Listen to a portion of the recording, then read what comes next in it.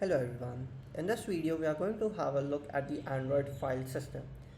So just like the Linux file system, we also have an Android file system. Basically Android is nothing but a version of Linux, a flavored version of Linux. At the back end or at the very lowest level, it also uses the same Linux kernel that is used in other versions such as Kali Linux or Ubuntu. So we are going to have a look at the different file system, and to be very specific, the main file system that starts or the main hard disk is denoted by slash. Inside slash we have all sorts of different files or all sorts of different folders such as boot, such as system, recovery, data, cache, and other miscellaneous folders.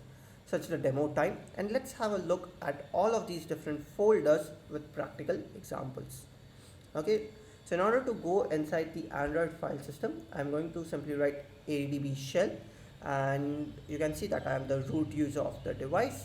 I'm again going to use the super user command in order to become the super user of this particular device. Okay, and now I have got the shell as the super user or the root user of this particular emulator.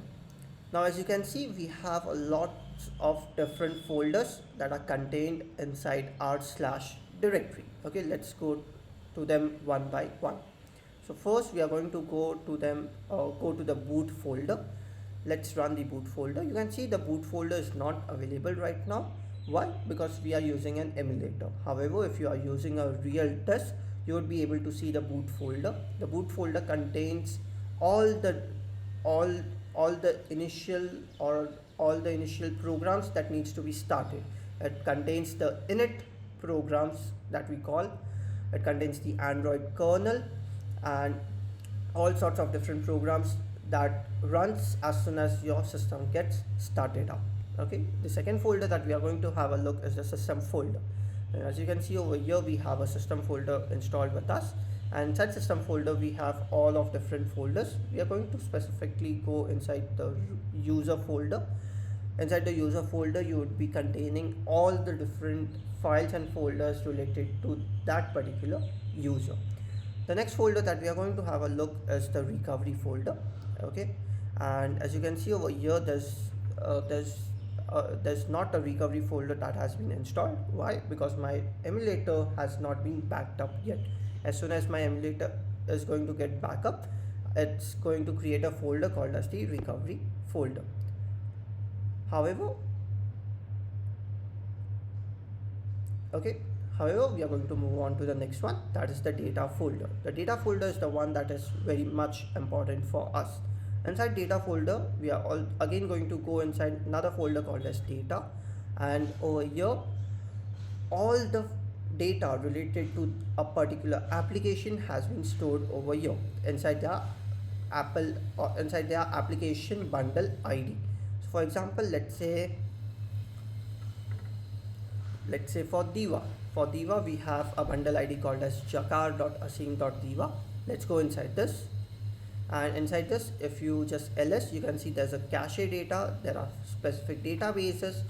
Also you would be getting over here something called as shared preferences. Shared preferences is a data storage option that we are going to have a look inside the next video. Okay, you can simply go to hard coding issues, click on access, or let's say data storage issues, click on save, and okay, sorry, it was the first one, insecure data storage one.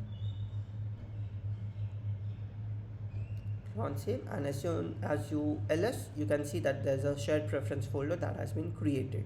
Inside the shared preference folder you would be seeing a a file name that says preferences.xml file, and you can see that username and password is being stored in clear text. So that was about data. Data contains all other data belonging to a particular Android device, be it system data, be it user specific data such as SMS, contacts, applications, etc. Let's move forward to cache. So there's a folder called as cache. You can see a folder called as cache. If you go inside cache, this cache would be containing all sorts of different folders such as backup, recovery backup underscore stage. Again, since we did not have a recovery or we did not have a backup, this folder would be empty. So this is a folder wherein all cache data is going to get stored. There's another folder called as SD card. SD card basically means the storage of your Android device. Okay, if you click over here, you can see there are different types of storage, and these storage are the same that you can visit using the file explorer and going inside downloads, documents, etc. So these are the same storage that is located inside SD card. There are other such miscellaneous folders as well, such as temp, sbin, bin, etc. So this was all about Android file system. You can play around these files and try to understand how these files are going to work for you. That's it for this particular video. Thank you.